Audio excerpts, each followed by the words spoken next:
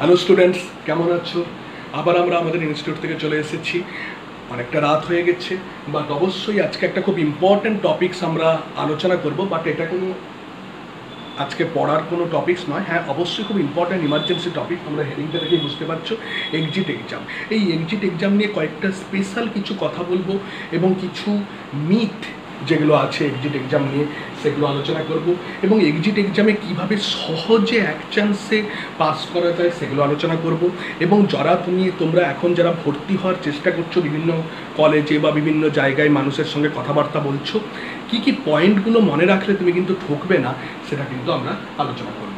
তো সবাইকে বেসিক্যালি একটা শুভকামনা জানিয়ে আমি আজকে এই ছোট্ট ডিসকাশন আমি শুরু করছি। খুব লেন্দি করব না, খুব ছোট্ট ডিসকাশন।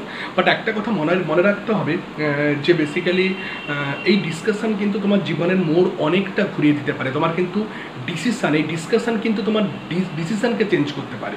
এই ডিসকাশন তোমার কিন্তু ডিসিশানকে চেঞ্জ করতে পারে। তো সেক্ষেত্রে আমি বারংবার বলবো সেটা হচ্ছে যে এক্সিট এক্সাম।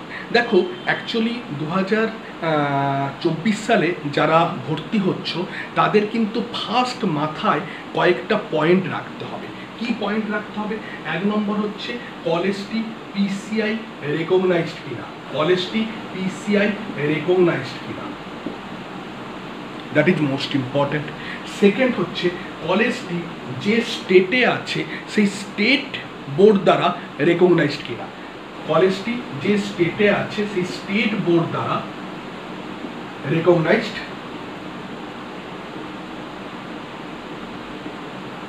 কিনা। তাহলে ফার্স্ট তুমি কি দেখবে? কলেজটি পিসিআই রেকগনাইজড কিনা। এবং সেকেন্ড হচ্ছে কলেজটি যে স্টেটে অবস্থিত, যে রাজ্যে অবস্থিত। যে রাজ্য বলতে ধরো ওয়েস্ট বেঙ্গলে যদি অবস্থান করে কলেজটি, তাহলে West Bengal state technical education board দ্বারা রেকগনাইজড কিনা। যদি সেটা ব্যাঙ্গালোরে অবস্থান করে তাহলে Karnataka state pharmacy examination board দ্বারা রেকগনাইজড কিনা। সিমিলারলি আসামে যদি হয় তাহলে আসামের স্টেট বোর্ড দ্বারা সেটা রেকগনাইজড কিনা। তাহলে দুটো রেকগনিশন দেখে নিবে, একটা হচ্ছে ফার্মাসি কাউন্সিল অফ ইন্ডিয়া দ্বারা রেকগনাইজড কিনা, সেকেন্ড হচ্ছে স্টেট বোর্ড দ্বারা রেকগনাইজড কিনা। 3 নম্বর দেখবে যে স্টেটে তুমি ভর্তি হচ্ছ সেই স্টেট কিন্তু একটা গভর্নমেন্ট ওয়েবসাইট পাবলিশ করেছে।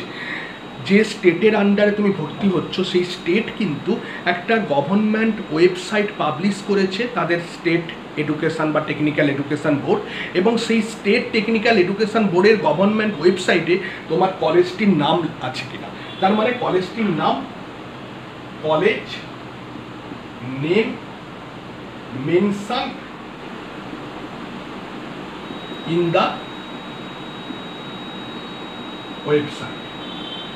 যেমন আমাদের ওয়েস্ট বেঙ্গলে মুষ্টিমেয় কতগুলো কলেজের নাম কিন্তু ওয়েবসাইটে আছে, বাকি যে সব কলেজগুলোর নাম কিন্তু ওয়েবসাইটে নেই। আমাদের ওয়েস্ট বেঙ্গলে অ্যাট প্রেজেন্ট কিন্তু প্রায় 150-র কাছাকাছি ফার্মাসি কলেজ, বাট তার মধ্যে মুষ্টিমেয় কয়েকটা কলেজের নাম কিন্তু ওয়েবসাইটে আছে, বাট বাকি কলেজগুলো কিন্তু ওয়েবসাইটে নাম নেই। তাহলে ওয়েবসাইটে যদি নাম না থাকে তাহলে কোথায় প্রবলেম হচ্ছে? কিছু না কিছু তো প্রবলেম হচ্ছে, নাহলে কেন ওয়েবসাইটে নাম নেই? তো সেক্ষেত্রে কিন্তু এটা দেখে নিতে হবে যে তুমি যে কলেজে ভর্তি হচ্ছ সেই কলেজটি ফার্মাসি কাউন্সিল অফ ইন্ডিয়া দ্বারা রেকগনাইজড কিনা, 1 নম্বর। সেই কলেজটি state board technical education board দ্বারা রেকগনাইজড কিনা, 2 নম্বর। 3 নম্বর হচ্ছে সেই কলেজটির নেম কিন্তু তোমার সেই স্টেটের টেকনিক্যাল এডুকেশন বোর্ডের যে ওয়েবসাইট সেই ওয়েবসাইটে আছে কিনা। ফার্মাসি ডিপার্টমেন্টে চলে গিয়ে ওয়েবসাইট দেখবে ওয়েবসাইটে আছে কিনা, এটা কিন্তু দেখে নাও। 4 নম্বর হচ্ছে যে কলেজে ভর্তি হচ্ছ বা যে সংস্থায় ভর্তি হচ্ছ সেখানে পড়াশোনার কালচার আছে কিনা। তার মানে কি? Regular study provision. সত্যি কথা আজকে দুঃখের সাথে জানাই, আমি জাস্ট ভিডিওটা করতে যাব, আমার কাছে একটা ফোন এলো। ওই ছেলেটি মালদায় বাড়ি, আমাদের কাছে 2023 সালে ভর্তির জন্য ও যোগাযোগ করেছিল বাই টেলিফোন। বাট সামহাউ ওর মনে হয় যে মালদা থেকে আমাদের এখানে আসতে এতটা দূর হয়ে যাবে, তো সেই জন্য সে কি করে না, সে কিন্তু পরবর্তীকালে আমাদেরকে ফলো করতো, বাট পরবর্তীকালে ও কিন্তু ডিসিশন নেয় যে আমার বাড়ির পাশে তো অনেকগুলো কলেজ খুলে গেছে, গিয়ে কিন্তু ওখানে ভর্তি হয়ে যায়। কবে ভর্তি হয়েছিল? 2023 সালে। এবারে 23 সালে ভর্তি হওয়ার পর সম্ভবত ও যেটা বললো ওই আগস্টের দিকেও ভর্তি হয়েছিল। তাহলে 2023 থেকে আগস্ট থেকে আজকে 2024-এর অলমোস্ট জুন, মানে এই যে 10টা মাস, এই 10টা মাস নাকি এক বর্ণ ওই কলেজে পড়ানো হয়নি, একটা কোনো বইপত্র ওর কাছে নেই, শুধু ও টাকাগুলো দিয়ে গেছে কলেজে। প্রথমবারে ভর্তির সময় 50 থেকে 60,000 টাকা ওর কাছ থেকে নিয়েছে। অ্যাপ্রক্সিমেট ফিজ কিন্তু 1,80,000 টাকা নিয়েছে। প্রথম বছর ভর্তির সময় ওকে নিয়েছে টাকা, এবং তারপরে ক্লাস প্রতিদিন দেবে করে 10টা মাস চলে গেছে। ওদের কিন্তু 7টা ছেলে কিন্তু আজও কিন্তু একটাও কোনো কিছু জানে না, কিছু ক্লাস করেনি। তো ও আমাকে অনেক দিন পর আমার নাম্বারটা খোঁজ পেল, দিয়ে একটু আগে ফোন করেছিল যে স্যার আমি এখন কি করব, আমি তো শুনতে পাচ্ছি যে আমাদের কলেজ বলছে যে তোমাকে ফার্মাসি পরীক্ষায় এদিক ওদিক করে পাস করিয়ে দেবো। আচ্ছা ঠিক আছে, আমি সেটা মেনে নিলাম, বাট কলেজ কিন্তু এক্সিট এক্সাম সম্পর্কে আমাদের কোনো ধারণা দেয়নি এবং কোনো রকম পড়াশোনা শুরু করায়নি, এবং ফার্মাসির কোনো পড়াশোনা হয়নি, আমার কাছে বইপত্র নেই। তাহলে আমি নিজে করে কয়েকদিন আগে 2-1টা বইপত্র কিনে এনেছি, বাট আমি এখন কি করে গাইড পাবো? আমাদের কলেজ কিন্তু কাউকে কোনো গাইড করছে না পড়াশোনা রিলেটেড। আমি তাকে প্রশ্ন করলাম, তোমার 10 মাস চলে গেল, তার মানে আর তো কয়েকদিন পরেই তোমার কিন্তু ফার্স্ট ইয়ার পরীক্ষা হবে, তো কয়েকদিন পর ফার্স্ট ইয়ার যদি পরীক্ষা হয়, তাহলে বেসিক্যালি সেক্ষেত্রে তোমার এতদিন কোনো পড়াশোনা হলো না, এবং তুমি তাহলে ফার্মাসি কিছুই জানলে না, কোনো অভিজ্ঞতা হলো না, কোনো তোমার থিওরিটিক্যাল বেস তৈরি হলো না, কোনো কনসেপশন ক্লিয়ার হলো না।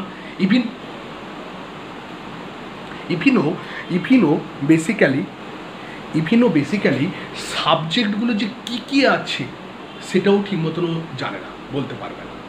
তো এই ধরনের যদি হাল হয়, তাহলে তাকেই বললাম যে তোমার এই 25 সালে 300 মার্কসের একটা রেজিস্ট্রেশন পাওয়ার জন্য পরীক্ষা দিতে হবে।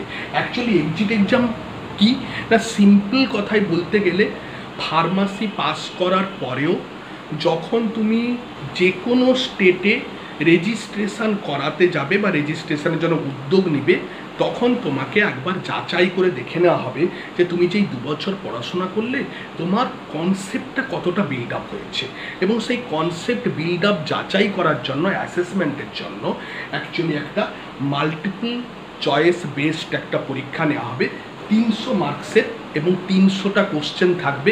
কোশ্চেনগুলো তোমার ফার্স্ট ইয়ার ফার্মাসি সিলেবাসে যা যা সাবজেক্ট রয়েছে, এবং সেকেন্ড ইয়ার ফার্মাসি সিলেবাসে যা যা সাবজেক্ট রয়েছে, এবং পিসিআই যে সিলেবাস তোমাকে ফার্মাসিতে পড়তে বলে দিয়েছে, তার মানে ফার্স্ট ইয়ারে তুমি যা যা পড়ছো সেখান থেকেই কোশ্চেন থাকবে, সেকেন্ড ইয়ারে তুমি যা যা পড়েছো থিওরিটিক্যালি সেখান থেকেই কোশ্চেন থাকবে। কোনো হাতি ঘোড়া ব্যাংসাপ জেনারেল নলেজ অ্যাওয়ারনেস হ্যানো ত্যানো সারা বিশ্বের থেকে কোশ্চেন আসবে না, তোমার একদম সিলেবাসের মধ্য থেকেই কোশ্চেন করা হবে, এবং খুব বেসিক কোশ্চেন করা হবে, এমসিকিউ প্যাটার্নের কোশ্চেন করা হবে। সরকার জানতে চাইছে একজন ফার্মাসিস্টের কিন্তু যথেষ্ট কম্পিটেন্সি থাকা দরকার এবং যথেষ্ট নলেজ থাকা দরকার। সেই নলেজ না হলে তার পরবর্তীকালে কর্মক্ষেত্রে বিশেষ করে তার বিভিন্ন রোগ সম্পর্কে একটা ক্লিয়ার কনসেপশান থাকা দরকার, বিভিন্ন ওষুধের সম্পর্কে তার ক্লিয়ার কনসেপশান থাকা দরকার, বিভিন্ন ইমার্জেন্সিকে হ্যান্ডেল করার জন্য তার ক্লিয়ার কনসেপশান থাকা দরকার, যে সমস্ত ড্রাগগুলো কীভাবে প্রোডাকশান হচ্ছে তার সম্পর্কে একটা ক্লিয়ার কনসেপশান থাকা দরকার, কোন ওষুধে কী সাইড ইফেক্ট হয় একটা ক্লিয়ার কনসেপশান থাকা দরকার। আমি খুব কমন এক্সাম্পল দিয়ে বলছি, তুমি ধরো একজন ফার্মাসিস্ট, তোমার দোকানে বসে আছো, তুমি সন্ধ্যা 7টার সময় একটা প্রেসক্রিপশান পেলে, এবং সেই প্রেসক্রিপশানে দেখলে যে ডাক্তারবাবু যে ওষুধটা লিখেছেন সেই ওষুধটি যে ডোজে লিখেছেন সেই ডোজটা হয়তো ওই মানুষটির পক্ষে অনেকটা বেশি হয়ে গেছে। ডাক্তার এবং ফার্মাসিস্ট কিন্তু একটা কোঅর্ডিনেটেড ফর্ম। তো তুমি দেখলে সেই ওষুধটা হয়তো ভুলবশত উনি লিখে ফেলেছেন, অথবা ডোজটা হয়তো একটু উনি বেশি দিয়ে দিয়েছেন, সেটা কিন্তু পেশেন্টের পরীক্ষিত প্রমাণ যে ক্ষতি হয়, সাইড ইফেক্ট তৈরি করবে, দ্যাট ইজ কল লেথাল ডোজে ওষুধটি দেওয়া হয়েছে। যদি যদি লেথাল ডোজে যদি দেওয়া হয় তাহলে কি হবে না, যদি লেথাল ডোজে দেওয়া হয় তাহলে কিন্তু অটোমেটিক্যালি পেশেন্টটির বড় কিছু ক্ষতি হয়ে যেতে পারে। বাট তুমি যদি ফার্মাসিস্টে যদি পড়ার সময় এগুলো যদি ভালো মতন করে একটু কনসেপ্ট বিল্ড আপ করো, তুমি তখন পেশেন্টকে একটু নক করতে পারো যে আপনি আপনার ডাক্তারবাবুর কাছ থেকে ফার্দার একবার শিওর হয়ে নেন যে এই ডোজেই আপনি ওষুধটা দিয়েছেন কিনা, অথবা আপনি একবার ডাক্তারবাবুকে ফোন করে একটু শিওর হয়ে নেন। তার মানে তুমি কিন্তু পেশেন্টটির ক্ষতি থেকে পেশেন্টটিকে বাঁচাতে পারলে। সেকেন্ড, আমাদের এই ডেভেলপিং কান্ট্রি বা বিশেষ করে দরিদ্রতম দেশে আমরা কিন্তু আজও ডাক্তারের কাছে যেতে কুণ্ঠাবোধ করি, কারণ ডাক্তারবাবুর কাছে গেলে উনি অসংখ্য টেস্ট লিখে দিবেন যেখানে পয়সা খরচ হবে, প্লাস ডাক্তারবাবুর ফিজ আছে। তো আমরা কি করি না, আমরা কিন্তু ওষুধ দোকানের উপরই আমরা ভরসা করে থাকি। আমরা কিন্তু আমাদের পরিচিত পাড়ায় ওষুধ দোকানের কাছে গিয়ে বলি যে কাকু আমার এখানে আপার অ্যাবডোমেনে ব্যথা হচ্ছে হালকা হালকা, প্রচণ্ড শরীরটা কেমন করছে, আমাকে একটা ওষুধ দিন। তখন ওই ফার্মাসিস্ট কিন্তু বেসিক্যালি যদি উনি শিক্ষিত ফার্মাসিস্ট হন তাহলে তোমার আরও অ্যাসোসিয়েটিভ সিমটমসগুলো শুনে উনি কিন্তু শুধুমাত্র গ্যাসের ওষুধ দিবেন না, উনি কিন্তু একটা অ্যাসপিরিন দিয়ে দিবেন। কারণ মেবি হতে পারে এটা হচ্ছে ইনফিরিয়ার ওয়াল মায়োকার্ডিয়াল ইনফ্র্যাকশন। তার মানে আমি বলতে চাইছি হার্টের যে নিচের দিকটা ইনফিরিয়ার ওয়াল, সেই ইনফিরিয়ার ওয়ালে হার্ট অ্যাটাক হওয়ার ফলে হয়তো সেখানে সেলগুলো ড্যামেজ হচ্ছে। ইনফিরিয়ার ওয়াল মায়োকার্ডিয়াল ইনফ্র্যাকশন কথার অর্থ হচ্ছে এই হচ্ছে হৃৎপিণ্ড, এই হৃৎপিণ্ডে তোমার এইটা হচ্ছে ইনফিরিয়ার ওয়াল। এই ইনফিরিয়ার ওয়াল যেহেতু ডিরেক্টলি কানেক্টেড উইথ দ্য ডায়াফ্রামের সঙ্গে পড়ে আছে, এই সারফেসটাকে আমরা বলি ডায়াফ্র্যাগম্যাটিক সারফেস, এবং এই ইনফিরিয়ার ওয়ালে যে নার্ভ সাপ্লাই, সেই সেম নার্ভ সাপ্লাই কিন্তু আপার অ্যাবডোমেনে হয়ে থাকে। তার মানে এই রিজিয়ানে যেখান থেকে স্পাইনাল কর্ডের যে পোর্শন থেকে নার্ভ সাপ্লাই হচ্ছে, স্পাইনাল কর্ডের সেই একই পোর্শন থেকে কিন্তু আপার অ্যাবডোমেনে নার্ভ সাপ্লাই হচ্ছে। তার ফলে এখানে ড্যামেজ হলে এই জায়গাটা রেফার্ড পেন হতে পারে। তো ডাক্তারবাবু দেখলো তুমি প্রচণ্ড ঘেমে যাচ্ছ, তোমার কথা জড়ে যাচ্ছে, তুমি কেমন চোখ উল্টে পড়ছো, তুমি দুর্বল হয়ে পড়ছো, বাট বলছো যে পেটের উপরে থেকে ব্যথা। That's not gas pain, that's not pain due to dyspepsia or acidity, maybe হতে পারে এটা ইনফিরিয়ার ওয়াল এমআই। তো তোমাকে কি করলো না বাবু, তুমি একটা অ্যাসপিরিন খেয়ে ইমিডিয়েট চলে যাও, একটা ইসিজি করো, তোমার জীবনটা বাঁচিয়ে দিতে পারে। আর এখানেই কিন্তু ভূমিকা রয়েছে একজন শিক্ষিত ফার্মাসিস্টের। শিক্ষিত ফার্মাসিস্ট বেসিক্যালি প্রত্যেকটা ওষুধের সম্পর্কে তারা কিন্তু মোটামুটি একটা অপটিমাল নলেজ কিন্তু তারা লাভ করবেন, কারণ তিনি ভালো মতন করে জানেন যে পেন কিলার দীর্ঘদিন ব্যবহার করলে তার কি কি সমস্যা হতে পারে। তার ফলে তার দোকানে, তার প্র্যাকটিস লাইফে যখন একজন কনজিউমার বা কাস্টমার বারবার করে আসছে যে বলছে দাদা আমাকে এই লার্জার ডোজে পেন কিলারগুলো দিন, আমি ঘুমাতে পারি না, আমার সবসময় ব্যথা করে, আমার জয়েন্ট ব্যথা করে, পেন কিলার দিন, পেন কিলার দিন, পেন কিলার খেয়ে যাচ্ছে। তোমাকে জানতে হবে যে পেন কিলারে কিন্তু একটা পোটেন্সিয়াল রিস্ক ফ্যাক্টর আছে, গ্যাস্ট্রোডিওডিনাল আলসারেশন এবং আরও অনেক রিস্ক ফ্যাক্টর আছে। তাহলে ওই পেশেন্টটি পরবর্তীকালে আলসার ডেভেলপ করতে পারে, সে কিন্তু আরও একটা রোগ নিয়ে সমস্যায় জর্জরিত হতে পারে। তার থেকে বরঞ্চ একজন শিক্ষিত ফার্মাসিস্ট তাকে বোঝাবে বেশি পেন কিলার না খেয়ে আপনি একজন কম্পিটেন্ট ডক্টরবাবুর পরামর্শ মেনে চলুন।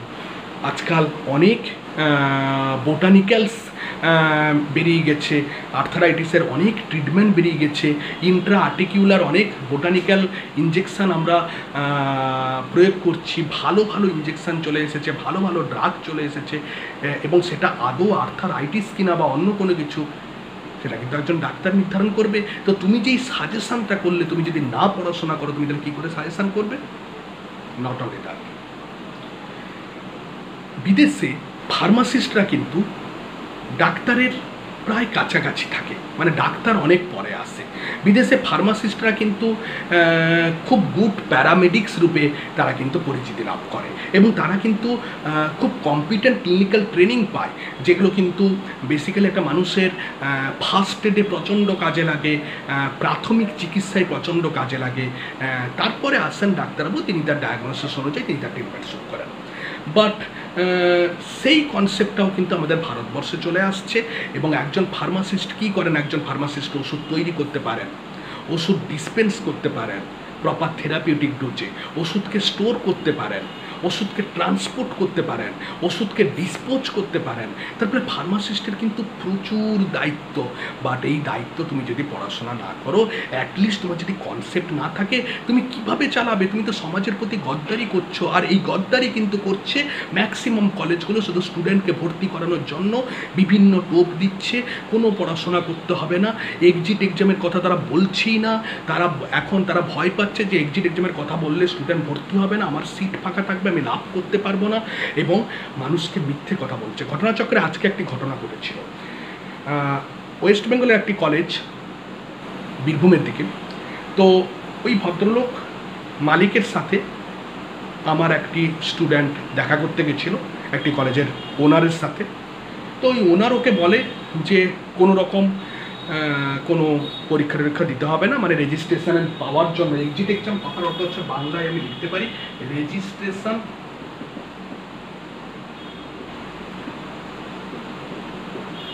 পাওয়ার এক্সাম। তো ওই ভদ্রলোক ওনাকে টোপ দিয়ে ভর্তি করাতে চাইছে, এইটুকু বলেছেন যে কোনো এক্সিট এক্সাম দিতে হবে না। তো ঘটনাচক্রে আমি পরে ওনাকে ফোন করি এবং অ্যাজ এ স্টুডেন্ট সেজে আমি ওনাকে ফোন করি। উনি আমাকেও বলেন যে আপনি ভর্তি হয়েছেন, কোনো রকমভাবে জাস্ট ফার্মাসির ফার্স্ট ইয়ার আর সেকেন্ড ইয়ার পাস করলে আপনি রেজিস্ট্রেশন পেয়ে যাবেন। আমি সঙ্গে সঙ্গে কাউন্টার করি আপনি মিথ্যা কথা বলছেন। তখন উনি এই ভাষাটা স্পষ্ট বলেন, ও আপনি তো প্রচুর সিয়ানা আছেন, তাহলে আমাকে ফোন করছেন কেন?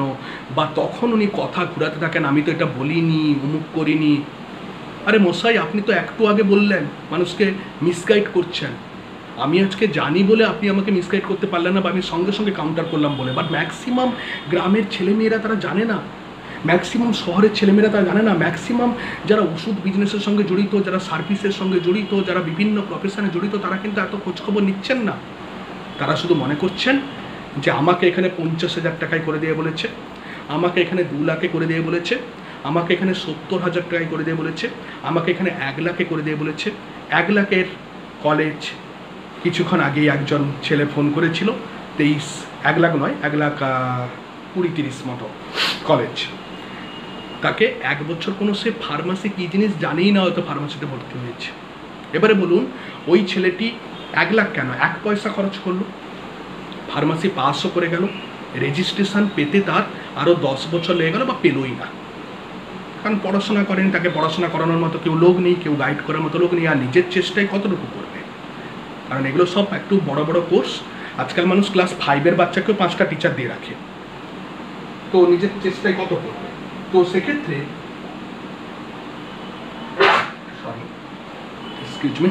সেক্ষেত্রে ব্যাপারটা কী হলো না, সেক্ষেত্রে কিন্তু তাহলে এই 1 লাখ টাকাও 1 টাকার সমান হয়ে গেল। এই যে 1 লাখ টাকা যে খরচ করলো, বৃথা হয়ে গেল। সব থেকে বড় বৃথা হলো তার সময়। তার যে এত সময় নষ্ট হলো পড়াশোনা না করে, সে এখন আবার পড়াশোনা করবে, আত্মস্থ হবে, পরীক্ষা দিয়ে সে প্রিপেয়ার হবে, তারপর এক্সিট এক্সামে বসবে, তারপর সে ক্র্যাক করবে। তাহলে বলুন, এই যে মানুষকে ভুল পথে পরিচালনা করছে, কারণ রেজিস্ট্রেশন পাওয়ার পরীক্ষা ভারতবর্ষের প্রত্যেকটা কর্নারে শুরু হয়ে গেছে। আপনি বেঙ্গল থেকে পড়ুন, আপনি দুর্গাপুর থেকে পড়ুন, আপনি বর্ধমান থেকে পড়ুন, আপনি বাঁকুড়া থেকে পড়ুন, আপনি বীরভূম থেকে পড়ুন, আপনি মালদা থেকে পড়ুন, আপনি মুর্শিদাবাদ থেকে পড়ুন, আপনি হুগলি থেকে পড়ুন, আপনি নদিয়া থেকে পড়ুন, আপনি কলকাতা থেকে পড়ুন, আপনি নর্থ বেঙ্গল থেকে পড়ুন, বা আপনি উড়িষ্যা থেকে পড়ুন, বা আপনি ব্যাঙ্গালোর থেকে পড়ুন, বা আপনি আসাম থেকে পড়ুন, আজ আর কোনো বাজ বিচার নেই।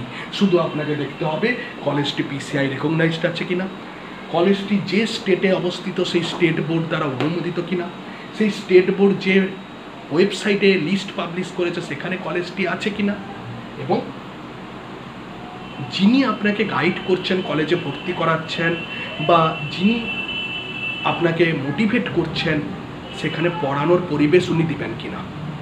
এই জিনিসগুলো আপনি দেখে নেন, তাহলে কিন্তু জীবনে ঠকবেন না। আরেকটা বড় ব্যাপার, এক্সিট এক্সাম বা রেজিস্ট্রেশন পাওয়ার এক্সাম দিলেই কিন্তু আপনি রেজিস্ট্রেশন পাবেন। এখানে 300 মার্কসের মধ্যে 150 পেলেই, এখানে 300 মার্কসের মধ্যে 150 পেলেই তবেই কিন্তু আপনি কোয়ালিফাই করবেন। আপনাকে কোথাও ছোটাছুটি করতে হবে না, কিচ্ছু করতে হবে না। যেরকম আপনি স্কুল সার্ভিস পরীক্ষা দিয়ে সিলেকশন হওয়ার পর আপনার ঘরে অ্যাপয়েন্টমেন্ট লেটার পৌঁছে যায়, যেরকম আপনি মিসলেনিয়াস পরীক্ষা দিয়ে সিলেকশন হওয়ার পর আপনি যখন ডব্লিউবিসিএস পরীক্ষা দিয়ে অ্যাপয়েন্টমেন্ট লেটার পেয়ে যান, সেরকম আপনি এখানে কোয়ালিফাই করলে আপনি রেজিস্ট্রেশন কার্ড অ্যাপয়েন্টমেন্ট লেটার রূপে পেয়ে গেলেন। তার মানে জায়গাটা কিন্তু অনেকটা সিম্পলিফাই করে দিয়েছে। আগে অনেকে বলে বেড়াতো যে ঘর থেকে পড়ো, বাইক থেকে পড়ো, অমুক জায়গায় যাও, তমুক জায়গায় যাও রেজিস্ট্রেশনের জন্য। এগুলো কিচ্ছু নেই, পরীক্ষায় বসো, যেটা পড়েছো সেটা সময় নষ্ট করে পড়াশোনা করো, কনসেপচুয়ালি একটু ভাবো, দিনে 1 ঘন্টা করে পড়াশোনা করো, একজন সঠিক গাইডেন্সে পড়াশোনা করো। কলেজ বা যে প্রতিষ্ঠান নিচ্ছে সে কিন্তু পড়াশোনা করানোর একটা দায়িত্ব থেকে যায় তার, পড়াশোনা করো, ব্যাস নিজের মধ্যে তাগিদ আনো, পড়াশোনা করো। কারণ আমাকে রেজিস্ট্রেশন পাওয়ার পরীক্ষা না দিলে, পরীক্ষায় না সফল হলে আমার ফার্মাসি পড়া বৃথা হয়ে যাবে। সে আমি একদম ঘরের পাশে বা ঘরের মধ্যে যদি কোনো কলেজ থাকে সেই কলেজে ভর্তি হলো, আমার যদি 1 লাখ কেন 1 টাকায়ও যদি আমি ভর্তি হই সেটা বৃথা হয়ে যাবে। সো রেজিস্ট্রেশন পাওয়ার এই পরীক্ষাটায় কিভাবে সফল হওয়া যায়, তাহলে তুমি ভর্তি হওয়ার আগে কিন্তু এগুলোতে ঠকবে না। এই 4টা পয়েন্ট, আরেকটা পয়েন্ট বলে রাখি, পড়ানোর একটা যে কোনো পরীক্ষায় সাকসেসফুল হওয়ার জন্য প্রপার গাইড, প্রপার মোটিভেশন, নিজের সেলফ স্টাডি এবং সেলফ লেবার, নিজের পরিশ্রম এবং একটা কনসিস্টেন্সি মোস্ট ইম্পর্ট্যান্ট। তুমি যদি কনসিস্টেন্সি বজায় না রাখো, এই হয়তো আমার কথা শুনে মনে হচ্ছে হ্যাঁ স্যার অনেক কিছু কথা বলছে বা এখন খুব অনুপ্রাণিত হলাম, বাট 2 দিন পর আবার ওই স্রোতে মিশে গিয়ে ভুলভাল ডিসিশান নিয়ে ফেললাম, এমন জায়গায় ভর্তি হলাম কোনো পড়াশোনা হয় না। আবার বলছে, আগেও আমাদের অনেক স্টুডেন্ট বলেছে, বিভিন্ন কলেজ বলে আমরা মাসে 1টা করে ক্লাস দিব। মাসে 1টা করে ক্লাস দিলে আপনার অলমোস্ট 11 থেকে 12টা সাবজেক্ট 2 বছরে, অলমোস্ট আপনার এতগুলো টপিকস, প্রত্যেকটা সাবজেক্টে প্রায় 20 থেকে 30টা করে টপিকস ক্লিয়ার হয়ে যাবে। আপনি হলে পারতেন? আপনি আপনার ছাত্রাবস্থায় কখনো পেরেছেন? আপনি ক্লাস 5এও দেখেছেন যে আপনার যে ঘরের বাচ্চাটিকে আপনি ক্লাস 5-এ পড়াচ্ছেন না, ক্লাস 2-এ পড়াচ্ছেন না, ক্লাস 1-এ পড়াচ্ছেন না, সেখান থেকে বলতে পারবেন যে মাসে 1টা বার পড়তে বসো, মাসে 1টা বার পড়তে বসো। একজন অভিভাবক হয়ে আপনি বলতে পারবেন? আপনার ভাইকে বলতে পারবেন? নিজেকে বলতে পারবেন? পারবেন না, কারণ এখন আপনি টাকার নেশায় মেতে উঠেছেন। ওই সমস্ত ছেলে মেয়েদের আপনি নিজের ঘরের পরিবারের সদস্য মনে করছেন না। আপনি টাকা নেন, আপনি পরিশ্রম করেছেন, এত কোটি টাকার কলেজ করেছেন, অবশ্যই টাকা নেন, বাট আপনি অন্য পথে মানুষদেরকে নিয়ে যাচ্ছেন। সপ্তাহে 1টা ক্লাস কেন? বেশি টিচার রাখলে টিচারকে মাইনে দিতে হবে, পকেট থেকে মাইনে দিতে হবে, আপনার ভাড়ারে টান পড়বে, তাই জন্য আজকে এই দিনগুলো ভাবার খুব সময় এসেছে। বিশেষ করে এইগুলো কিন্তু যেগুলো শহর বহির্ভূত কলেজ, শহর থেকে একটু দূরে গ্রামীণ কেন্দ্রিক কলেজগুলো, তারা কিন্তু এই জিনিসগুলো করছে। এবং অনেক গ্রামীণ কেন্দ্রিক কলেজের তো ভুতুড়ে অবস্থা, বিএড কলেজের মতো উঠে যাবে করছে যে কোনো সময়। কে বলতে পারে তুমি সেই কলেজে ভর্তি হলে সেকেন্ড ইয়ারে সে কলেজ উঠে গেল? তো খুব সচেতন হয়ে তোমরা ডিসিশন নাও। আরেকটা মোস্ট ইম্পর্টেন্ট জিনিস খেয়াল রাখো, সেটা হচ্ছে যে কোয়ালিটি অফ এডুকেশন।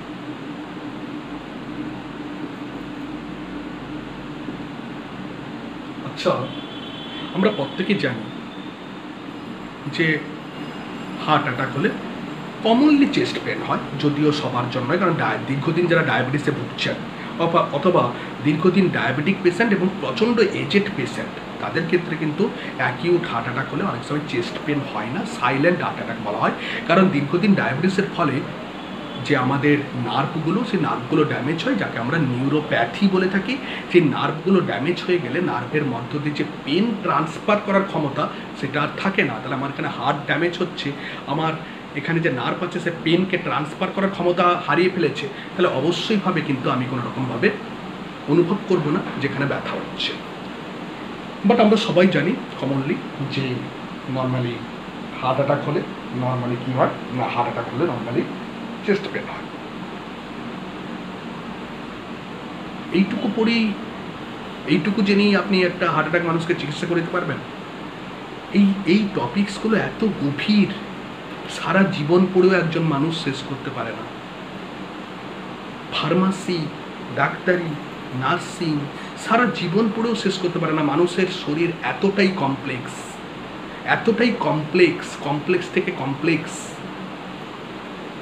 সেগুলো শুধুমাত্র নোটস দিয়ে দেব, বাজারে প্রচুর বই কিনতে পাওয়া যায়, বই কিনে আনবো, হয়ে যাবে?